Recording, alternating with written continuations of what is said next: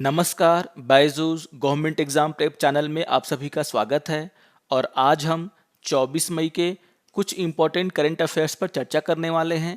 ये सारे के सारे करंट अफेयर्स आप जिस भी एग्ज़ाम की तैयारी कर रहे हैं, चाहे वो बैंकिंग के हो, एसएससी के हो या फिर अदर गवर्नमेंट एग्जाम्स के हो, उन सभी के लिए बहुत ही इम्पोर्टेंट है।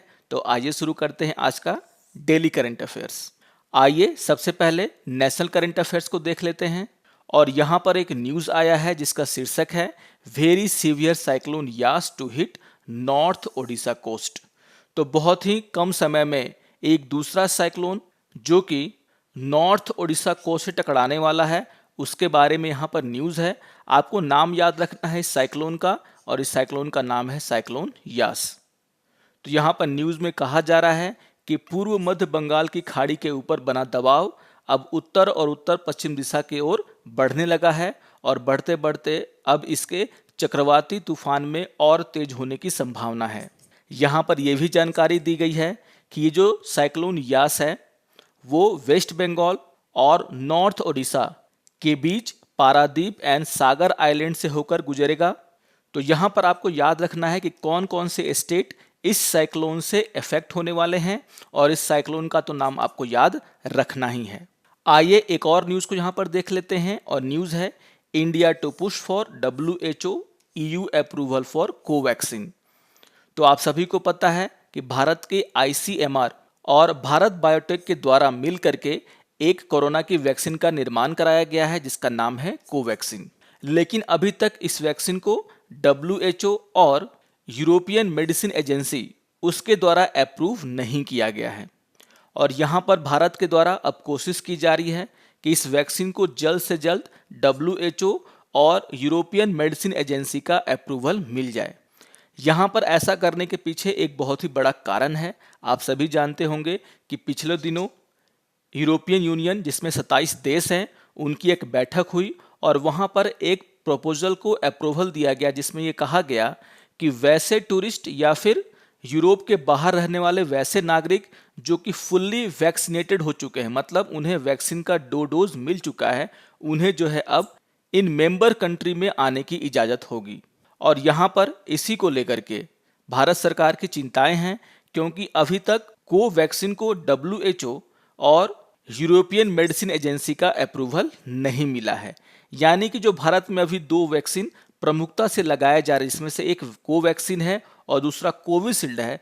तो अगर किसी व्यक्ति को कोविशील्ड के दोनों डोज मिल गए होंगे तो उसे यूरोप में जाने से, यूरोपियन यूनियन के 27 देश जो हैं वहाँ पर जाने से कोई रोक नहीं सकता, क्योंकि उसे WHO के द्वारा भी और EU के द्वारा भी इमरजेंसी यूज का सर्टिफिकेट मिल गया है। लेकिन जो भारत बायोटेक के द्वारा बनाया गया कोवैक्सीन है उसे अभी तक ऐसा कोई सर्टिफिकेट नहीं मिला था। तो जिन लोगों को कोवैक्सीन लगी है, चाहे वो दोनों डोज ही क्यों ना हो, वो यहाँ पर नहीं जा पाएंगे, क्योंकि उन्हें अभी तक इसका अप्रूवल नहीं मिला है। और इसी को देखते हुए भारत सरकार चाह रही है कि जल्दी से जल्दी कोवैक्सीन को भी WHO के द्वारा और यूरोपियन मेडिसिन एजेंसी के द्वारा इमरजेंसी यूज का सर्टिफिकेट मिल जाए, उसे क्लियरेंस मिल जाए। आइए अब एक और इम्पोर्टेंट न्यूज़ को यहाँ पर देख लेते हैं, और न्यूज़ है Haryana to launch anti covid Sanjeevani परियोजना। तो याद रखना है आपको कि किस राज्य के द्वारा इस परियोजना को स्टार्ट किया गया है।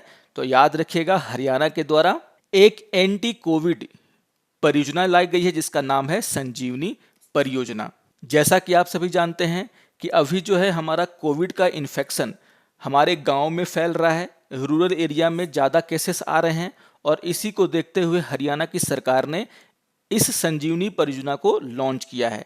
यहाँ पर कहा गया है कि इस परियोजना के तहत जो गांव में रहने वाले लोग हैं और जिन्हें माइल्ड टू मॉडरेट सिम्टम्स हैं, यानी कि बहुत ज़्यादा सीवियर इन्फेक्शन नहीं हुआ है कोरोना का, तो वहाँ पर उन्हें घर में ही सही इलाज देने की कोशिश की जाएगी। क्विक मेडिकल केयर के ऊपर यहाँ पर ध्यान दिया गया है, एट होम, यानी कि घर में ही उनका उपचार किया जाएगा, और इसी को नाम दिया गया है संजीवनी परियोजना का। तो आपको याद रखना है, ये परियोजना का नाम याद रखना है जो मैं बार बार बोल रहा हूँ, संजीवनी परियोजना, और इसे हरियाणा सरकार के द्वारा लॉन्च किया गया है। तो एक इम्पॉर्टेंट योजना है, जरूर याद रखेंगे एग्जाम पॉइंट ऑफ व्यू से। आइए अब एक और इम्पॉर्टेंट न्यूज़ पर यहाँ पर नज़र डाल लेते हैं और न्यूज़ है चीता टू बी री introduced in India from Africa in November MP government. तो मध्य प्रदेश की सरकार के द्वारा ये घोषणा की गई है कि भारत में फिर से चीता को री इंट्रोड्यूस किया जाएगा और ऐसा जो है नवंबर के महीने में किया जाएगा और यहाँ पर जो चीता लाया जाएगा वो अफ्रीका से आएगा। जैसा कि आप सभी जानते होंगे कि हमारे देश में चीता को जो दुनिया का सबसे तेज जानवर माना जाता है उसे एक्सटिंक्ट यानी कि विलुप्त प्राय घोषित कर दिया गया था 1952 में। और यहाँ पर मध्य प्रदेश की सरकार ने यह फैसला लिया है कि कूनो नेशनल पार्क में अफ्रीका से एक चीता को यहाँ पर लाया जाएगा और 1952 के बाद पहली बार भारत के किसी नेशनल पार्क में चीता को देखने को यहाँ पर मिलेगा। तो बहुत ही इंपॉर्टेंट न्यूज़ है और आपको दो तीन बातें यहाँ पर याद रखनी है। पहले कि किस स्टेट गवर्नमेंट के द्वारा ये योजना बनाई जा रही है कि चीता को अफ्रीका से ला करके यहाँ पर भारत में रखना है। तो यहाँ पर आपको याद रखना है मध्य प्रदेश सरकार। और इसी के साथ साथ ये भी बहुत ही इंपॉर्टेंट हो जाता है कि भारत में किस साल चीता को विलुप्त प्राय जानवर घोषित कर दिया गया था, एक्सटिंक्ट एनिमल घोषित कर दिया गया था। तो ये ईयर है 1952। याद रखेंगे, बहुत ही इंपॉर्टेंट क्वेश्चन ये बन जाता है। और यहाँ पर आपको ये भी याद रखना है कि मध्य प्रदेश के किस नेशनल पार्क में ऐसा करने की कोशिश की जा रही है। तो यहाँ पर नेशनल पार्क का नाम है कूनो नेशनल पार्क। यहाँ पर कुछ और जानकारियां मैंने आपको दे दी है। यहाँ पर जो सबसे अंतिम बार देश में चीता देखा गया था वो छत्तीसगढ़ में 1947 में देखा गया था और उसके बाद 1952 में भारत में चीता को विलुप्त घोषित कर दिया गया।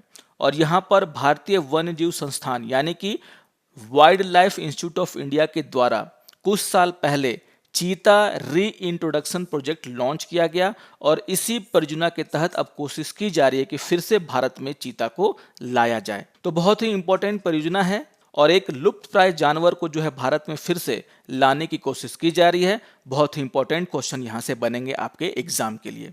आइए अब कुछ इंटरनेशनल न्यूज़ को देख लेते हैं। और यहाँ पर एक न्यूज़ आया कि फाइजर और बायोएनटेक के द्वारा 2 बिलियन कोविड-19 वैक्सीन को जो है उन देशों को दिया जाएगा जो कि गरीब देश माने जाते हैं।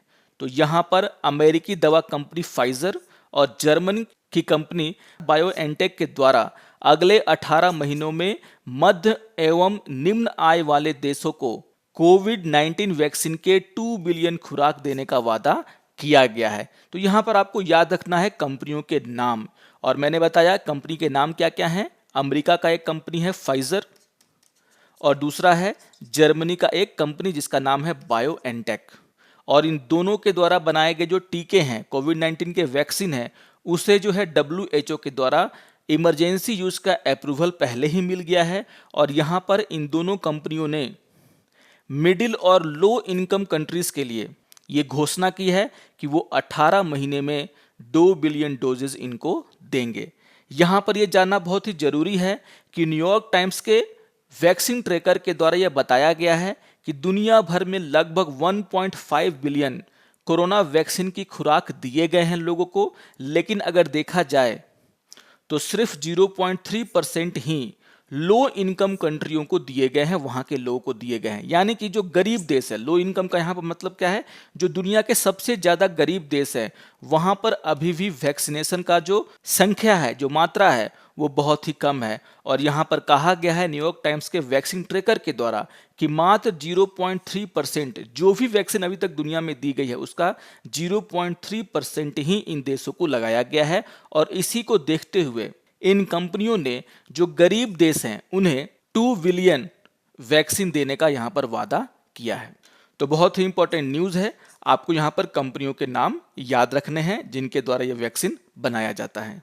आइए अब एक और इंपॉर्टेंट इंटरनेशनल न्यूज़ की यहाँ पर चर्चा कर लेते हैं और न्यूज़ है आना first named Atlantic storm of 2021 forms near Bermuda. तो यहाँ पर कहा जा रहा है कि 2021 का अटलांटिक ओशियन में आने वाला जो पहला तूफान है उसका नाम यहाँ पर आना रखा गया है। और आपको सबसे पहले याद रखना है इस स्टॉर्म का नाम जो कि अटलांटिक ओशियन में आया है और इसका नाम है आना। यहाँ पर नेशनल हरिकेन सेंटर इन मियामी उसके द्वारा ये कहा गया है कि जो सब ट्रॉपिकल स्टॉर्म जिसका नाम अना है वो अटलांटिक ओशियन के उत्तर पूर्व की ओर बढ़ रहा है और यहाँ पर इसके द्वारा बरमूडा में भारी वर्षा कराई गई है। आइए एक और इंपॉर्टेंट न्यूज को यहाँ पर देख लेते हैं और न्यूज का शीर्षक है US imposes Ethiopia Eritrea restriction over Tigre crisis. तो यहाँ पर यूएस के द्वारा इथोपिया और इरिट्रिया के अधिकारियों पर वीजा प्रतिबंध लगाया गया है। तो सबसे पहले आपको याद रखना है कि किस देश के द्वारा ये प्रतिबंध लगाए गए हैं। तो यहाँ पर यूएस के द्वारा ये प्रतिबंध लगाया गया है और किन पर लगाया गया है, तो इथोपिया और इरिट्रिया के अधिकारियों पर। यहाँ पर नाम लिया गया है टाइग्रे क्षेत्र में होने वाले हिंसा का। तो यहाँ पर याद रखना है कि इथोपिया के टाइग्रे जो क्षेत्र हैं वहाँ पर 6 महीनों से युद्ध हो रहा है, बहुत सारे लोगों की जानें गई हैं और वहाँ पर जो एक ह्यूमैनिटेरियन क्राइसिस जो है उत्पन्न हो गया है और वहाँ पर शांति लाने की जो कोशिशें की जा रही हैं उसको इथोपिया और एरिट्रिया के अधिकारियों के द्वारा लटकाया जा रहा है, उसे नहीं होने दिया जा रहा है। और उसी को देखते हुए यूएस के द्वारा इथोपिया और एरिट्रिया के अधिकारियों पर वीजा प्रतिबंध लगाया गया है। यहाँ पर यूएस के द्वारा फाइनेंशियल प्रतिबंध भी यहाँ पर लगाए गए हैं, लेकिन ह्यूमैनिटेरियन क्राइसिस को देखते हुए वहाँ पर ये प्रतिबंध बहुत ही ज़्यादा नहीं लगाए गए हैं। तो आपको इन बातों को याद रखना है, बहुत ही इंपॉर्टेंट हो जाता है इंटरनेशनल न्यूज़ के माध्यम से। आइए अब बैंकिंग एंड फाइनेंस से रिलेटेड न्यूज़ को देख लेते हैं और यहाँ पर एक न्यूज़ आया है कि CSIO transfer UV disinfection technology to combat SARS-CoV-2 to indigenous manufacturer. तो यहाँ पर CSIR का एक लैब जिसे हम CSIO कहते हैं, जिसका फुल फॉर्म क्या है, सेंट्रल साइंटिफिक इंस्ट्रूमेंट्स ऑर्गेनाइजेशन। याद रखेगा CSIO यानी कि सेंट्रल साइंटिफिक इंस्ट्रूमेंट ऑर्गेनाइजेशन। उसके द्वारा उनकी जो टेक्नोलॉजी है, जो उन्होंने इजाद की है टेक्नोलॉजी, जो कि UV डिसइंफेक्शन टेक्नोलॉजी है, उसे जो है 28 मैन्युफैक्चरर को दिया गया है भारत के। यहाँ पर याद रखना है कि ये कोई फॉरेन कंट्री नहीं है, भारत के 28 मैन्युफैक्चरर को दिया गया है जिससे कि वो भारत में इनका मैन्युफैक्चरिंग करेंगे, इनको बनाएंगे, जिससे कि SARS-CoV-2 यानी कि जो कोविड-19 है उससे लड़ने में भारत को मदद मिलेगा। तो यहाँ पर आपको याद रखना है CSIR का वो कौन सा लैब है जिसके द्वारा ये काम किया गया है, ये UV डिसइंफेक्शन टेक्नोलॉजी बनाई गई है और लगभग भारत के 28 मैन्युफैक्चरर को ये दिया गया है प्रोडक्शन करने के लिए। यहाँ पर यह भी कहा गया है कि ministry of science and technology के द्वारा कि इस प्रोडक्ट को टेस्ट किया गया है और यहाँ पर जो एक्यूरेसी है वो 99% आई है। तो यहाँ पर यह कहा गया है कि जो भी एयर हैंडलिंग यूनिट्स होते हैं बिल्डिंग के, ट्रांसपोर्ट व्हीकल के, वहाँ पर इनका यूज़ किया जाएगा जिससे कि जो इन्फेक्टेड एयर हैं उसे यहाँ पर साफ करने पर यहाँ पर मदद मिलेगा। तो बहुत ही इंपॉर्टेंट न्यूज़ है, कुछ बहुत ही इंपॉर्टेंट बातों को यहाँ पर आपको याद रखना है। आइए यहाँ पर एक और न्यूज़ पर नज़र डाल लेते हैं और न्यूज़ है India challenges 1.2 billion Cairns award says never agreed on tax arbitration. यहाँ पर भारत के द्वारा इंटरनेशनल आर्बिट्रेशन ट्राइब्यूनल के एक आदेश को चुनौती दी गई है। आप सभी को पता होगा कि यूके की कंपनी केयर्न्स एनर्जी, उसके द्वारा इंटरनेशनल आर्बिट्रेशन ट्रिब्यूनल में एक केस किया गया था और यहाँ पर दिसंबर में जो है इस केस का फैसला आया, यानी कि दिसंबर 2020 में इस केस का फैसला आया और यहाँ पर जो फैसला है वो केयर्न्स एनर्जी की तरफ हुआ और यहाँ पर कहा गया कि भारत सरकार को 1.2 billion plus cost and interest Cairns energy को लौटाना होगा, जो भारत ने 2012 के लॉ का उपयोग करके उससे लिया था। तो यहाँ पर इसी निर्देश को जो है चुनौती दी गई है भारत के द्वारा और कहा गया है कि ये जो मामला है वो यहाँ पर नेशनल टैक्स डिस्प्यूट का है, मतलब भारत का अंदरूनी मामला है। नेशनल टैक्स डिस्प्यूट यहाँ पर ये कहा जा रहा है कि भारत का जो टैक्स लेने का जो सिस्टम भारत में बनाया गया है उसके आधार पर उस कंपनी पर जो है ये टैक्स लगाया गया था और यहाँ पर कोई भी फॉरेन, चाहे वो इंटरनेशनल आर्बिट्रेशन ट्राइब्यूनल ही क्यों ना हो, उसे ये अधिकार नहीं है कि वो भारत के घरेलू मामले पर दखलंदाजी करे। और इसी को लेकर के भारत के द्वारा जो 1.2 बिलियन जो केयर्न्स एनर्जी को लौटाने का यहाँ पर डिसीजन लिया गया है इंटरनेशनल आर्बिट्रेशन ट्रिब्यूनल के द्वारा, उसको यहाँ पर खारिज कर दिया गया है और उसको चैलेंज किया गया है। आइए अब कुछ अवार्ड्स की चर्चा कर लेते हैं और यहाँ पर एक बहुत ही इंपॉर्टेंट अवार्ड दिया गया है, आइए देख लेते हैं इसको। यहाँ पर Kerala farmer bags India biodiversity award 2021, यानी कि केरला के एक फार्मर को इंडिया बायोडाइवर्सिटी अवार्ड 2021 दिया गया है। आइए देख लेते हैं उनका नाम है साजी एनएम, जिन्हें वहाँ पर ट्यूबर मैन के नाम से जाना जाता है और उन्हें 2021 का इंडिया बायोडाइवर्सिटी अवार्ड दिया गया है in the individual category of conservation of domesticated species. तो घरेलू जो प्रजातियां होती हैं उनके संरक्षण के नाम पर उन्हें ये अवार्ड दिया गया है। आपको बता दूं कि इस अवार्ड में 2 लाख रुपए की राशि दी जाती है और इस अवार्ड को 22 मई 2021, जिस दिन हम international day for biological diversity मनाते हैं, उस दिन घोषणा की गई थी और यहाँ पर उन्हें ये पुरस्कार देने की घोषणा अब हुई है। तो याद रखिएगा, इनका नाम है साजी एनएम और ये केरला के एक फार्मर हैं जिन्हें इस वर्ष इंडिविजुअल कैटेगरी में इंडिया बायोडाइवर्सिटी अवार्ड दिया गया है। यहाँ पर इनका योगदान पहले भी नवाजा गया है, उसे भी पुरस्कार मिला है और यहाँ पर मैं आपको जानकारी दे देता हूँ कि 2015 में इन्हें ही प्लांट जीनोम सेवियर अवार्ड से भी नवाजा गया है bye PPV&FR authority new Delhi. तो बहुत पहले से ही वो इस काम में लगे हुए हैं और बहुत पहले से ही उन्हें उनके इस काम को नवाजा गया है, पुरस्कार दिया गया है और इस साल उन्हें एक और बड़ा पुरस्कार दिया गया जिसका नाम है इंडिया बायोडाइवर्सिटी अवार्ड। तो नाम याद रखिएगा, एग्जाम पॉइंट ऑफ व्यू से पूछा जा सकता है आपसे। आइए अब कुछ स्पोर्ट्स न्यूज को देख लेते हैं और यहाँ पर एक न्यूज आया है जिसका शीर्षक है अवार्ड विल मोटिवेट मी से पांडियान। तो यहाँ पर न्यूज आया है कि एक ब्यूरोक्रेट जिनका नाम है वी कार्तिकेय पांडियान, उन्हें जो है FIH यानी कि international hockey federation president award से नवाजा गया है। तो यहाँ पर एक बहुत ही इंपॉर्टेंट न्यूज आया है कि भारत के एक ब्यूरोक्रेट्स जिनका नाम है वी कार्तिकेय पांडियन, उसे जो है इंटरनेशनल हॉकी फेडरेशन के द्वारा प्रेसिडेंट अवार्ड से नवाजा गया है, उन्हें ये दिया गया है। और यहाँ पर ये अवार्ड मिलने के बाद ही पांड्या ने ये कहा कि अवार्ड विल मोटिवेट मी।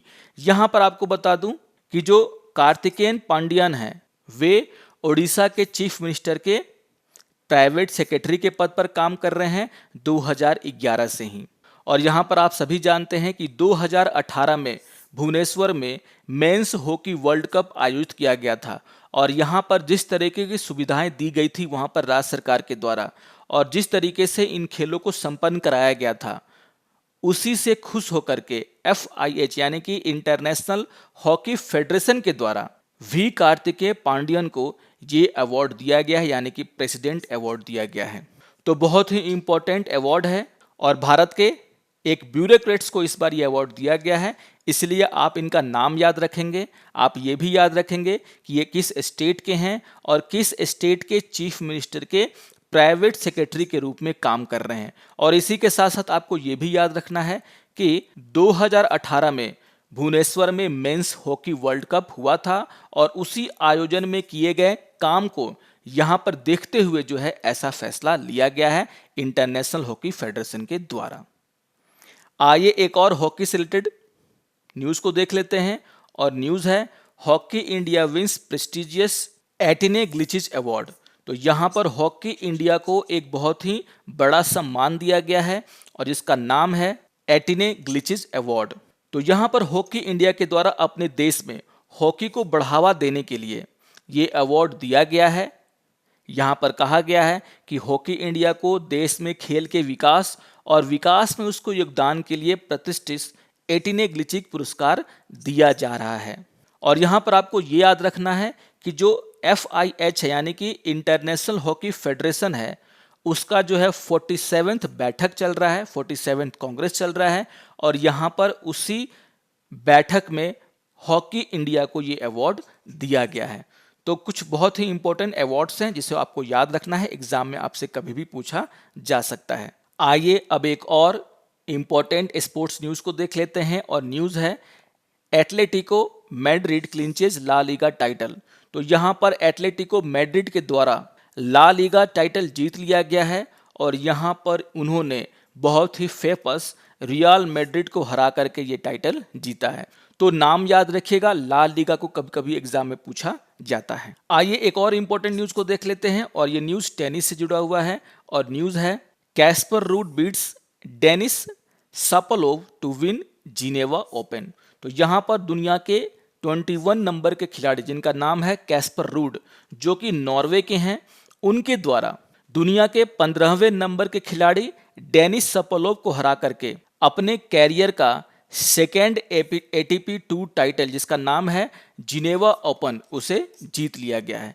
तो यहाँ पर आपको 2-3 बातें याद रखनी है कि ये दुनिया के 21 नंबर के खिलाड़ी हैं टेनिस में। इनका नाम है कैस्पर रूड, जो कि नॉर्वे से बिलोंग करते हैं। कभी कभी आपसे कंट्री का नाम पूछा जाता है। जब कोई भी व्यक्ति, जब कोई भी खिलाड़ी इस तरीके से फेमस होता है तो वो किस कंट्री से बिलोंग करता है, किस खेल से बिलोंग करता है, उसे एग्जाम में पूछा जाता है। तो यहाँ पर याद रखिएगा कैस्पर रूड नॉर्वे से बिलोंग करते हैं और वे टेनिस खेलते हैं और उनके द्वारा जिनेवा ओपन को जीता गया है। आइए अब कुछ इंपॉर्टेंट डेज की चर्चा कर लेते हैं। कल 23 मई था और कल international day to end obstetric fistula मनाया जाता है। यहाँ पर ये बहुत ही इंपॉर्टेंट डेज है क्योंकि यूएन के द्वारा इसे सेलिब्रेट किया जाता है। तो याद रखिएगा 23 मई international day to end obstetric fistula. तो यहाँ पर ये जो ऑब्स्टेटिक फिस्टुला है उसे हम प्रसूति फिस्टुला के नाम से भी जानते हैं और दुनिया भर में इसको लेकर के अवेयरनेस फैलाने के लिए यूएन के द्वारा इस दिन को रिकॉग्नाइज किया गया है। और आपको याद रखना है कि इसका थीम क्या है, और इसका थीम है women right are human rights and fistula now.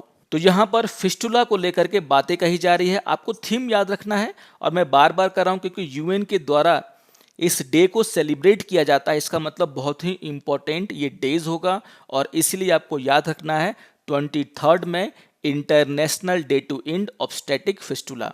यहाँ पर ये जो ऑब्स्टेटिक फिस्टुला है जिसे हम प्रसूति फिस्टुला के नाम से जानते हैं, वो महिलाओं में ज़्यादातर देखने को मिलता है।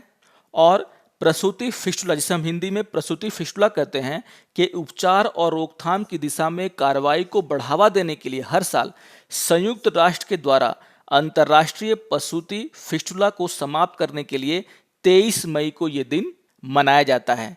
यहाँ पर ये एक ऐसी स्थिति है जिसमें बच्चे के जन्म के दौरान महिलाओं को, जिन्हें हॉस्पिटल के अभाव में बहुत देर तक जो है कष्ट को सहना पड़ता है, उनमें जो है ये देखा जाता है, यानी कि प्रसूति फिस्टुला जिसे हम इंग्लिश में ऑब्स्टेटिक फिस्टुला कहते हैं वो देखा जाता है।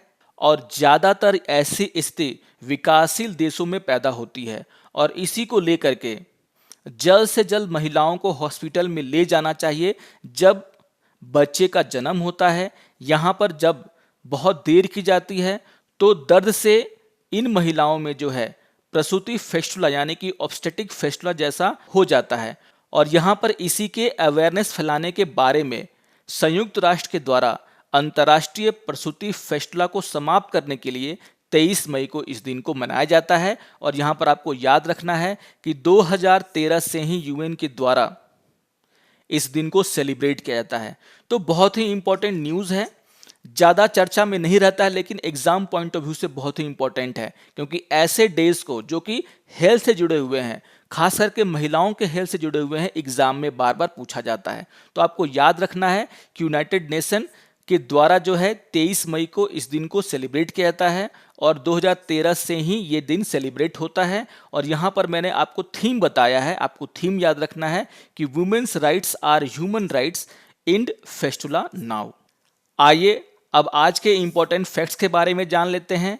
और हम स्टैटिक जीके को लेकर के काफ़ी दिनों से चर्चा कर रहे हैं और यहाँ पर एक और इम्पोर्टेंट स्टैटिक जीके जिसमें कहा गया है national game of different countries, उसके बारे में मैंने आपको कुछ डेटा दिया है। यहाँ से क्वेश्चन बार बार आते हैं खास करके बैंक में, एसएससी में, और यहाँ पर पूछा जाता है कि कौन से देश का कौन सा नेशनल गेम है। तो यहाँ पर वो सारे देश जिसे कभी ना कभी एग्जाम में पूछा गया है उनका लिस्ट मैंने आपको दे दिया है। स्पेन के नेशनल गेम्स के बारे में हर एग्जाम में पूछा जाता है, चाहे वो रेलवे का एग्जाम हो, चाहे वो एसएससी का एग्जाम हो, चाहे वो बैंकिंग का एग्जाम हो। हमारे जो पड़ोसी देश हैं खास करके, उनके नेशनल गेम्स को भी यहाँ पर बहुत पूछा जाता है। जैसे श्रीलंका का नेशनल गेम है वॉलीबॉल। तो यहाँ पर वो सारे देश जिसे एग्जाम में कभी ना कभी पूछा गया है, उसका जो है मैंने यहाँ पर जिक्र किया है। आप इसका नोट्स बना लेंगे, इसको रिवाइज कर लेंगे, आने वाले एग्जाम में ये आपकी हेल्प करेगा। आइए अब आज के करंट अफेयर्स पर आधारित कुछ प्रैक्टिस क्वेश्चन को देख लेते हैं। आपको इन सारे प्रैक्टिस क्वेश्चन का आंसर मुझे कमेंट करना है। तो आइए देख लेते हैं क्वेश्चन नंबर 1 को। और यहाँ पर क्वेश्चन नंबर 1 है कि which vaccine has been proposed by government of India for approval of WHO and EMA। और आपके ऑप्शन हैं कोवैक्सीन, कोविशील्ड, स्पुतनिक और नॉन ऑफ द अबव। आइए देख लेते हैं क्वेश्चन नंबर 2 को। और क्वेश्चन नंबर 2 है what is the total number of member in European union, यानी कि यूरोपियन संघ में सदस्यों की कुल संख्या कितनी है। और आपको बताना है कि EU में कितने मेंबर्स हैं। और यहाँ पर आपके ऑप्शन हैं 30, 26, 27 एंड 28। आइए देख लेते हैं क्वेश्चन नंबर 3 को। और क्वेश्चन नंबर 3 है संजीवनी परियोजना किस राज्य में शुरू की गई है, यानी कि Sanjeevani project has been started by which state. और यहाँ पर आपके ऑप्शन हैं पंजाब, बिहार, हरियाणा और दिल्ली। आइए देख लेते हैं क्वेश्चन नंबर 4 को। और क्वेश्चन नंबर 4 है international day to end obstetric fistula is observe on, यानी कि प्रसूति फेस्टुला को समाप्त करने के लिए अंतर्राष्ट्रीय दिवस कब मनाया जाता है। और आपके ऑप्शन है 22 मई, 23 मई, 24 मई और 20 मई। आइए देख लेते हैं क्वेश्चन नंबर 5 को। और क्वेश्चन नंबर 5 है who won the prestigious Etienne Glichitch award. और आपके ऑप्शन है hockey India, hockey Australia, hockey England, none of the above.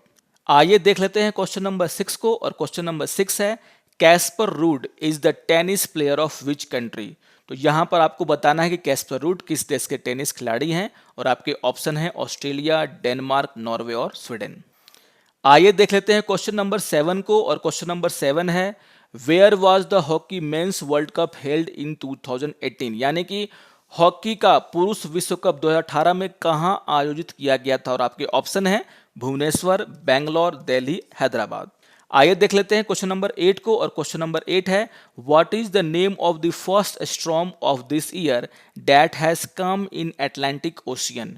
तो अटलांटिक महासागर में आने वाला साल का पहला तूफान का नाम क्या है। और आपके ऑप्शन है Ana, Yaas, Nargis, none of the above. आइए देख लेते हैं क्वेश्चन नंबर 9 को। और क्वेश्चन नंबर 9 है which person has been given the Indian biodiversity award 2021। और आपके ऑप्शन है किशोर लाल टंडन, दूसरा है कार्तिकेय पांड्यान, तीसरा है साजी NM और चौथा है नॉन ऑफ द अबव। तो बहुत ही इंपॉर्टेंट क्वेश्चन। आइए देख लेते हैं क्वेश्चन नंबर 10 को। और क्वेश्चन नंबर 10 है इन विच ईयर चीता was declare extinct in India, यानी कि भारत में किस वर्ष चीता को विलुप्त घोषित किया गया था। तो ये 10 क्वेश्चन आपको दिए गए थे और मैं आशा करता हूं कि आप 10 में 10 का स्कोर करेंगे। तो आप लोग जरूर इन सारे क्वेश्चंस को ट्राई कीजिएगा और अपने आंसर कमेंट कीजिएगा। आशा करता हूं कि आपको आज का ये डेली करंट अफेयर्स अच्छा लगा होगा। अगर आपको ये अच्छा लगे तो आप जरूर इसे लाइक करें, शेयर करें और दूसरों को भी सब्सक्राइब करने के लिए कहें। तो मिलते हैं डेली करंट अफेयर्स के अगले अंक में। तब तक के लिए नमस्कार और धन्यवाद।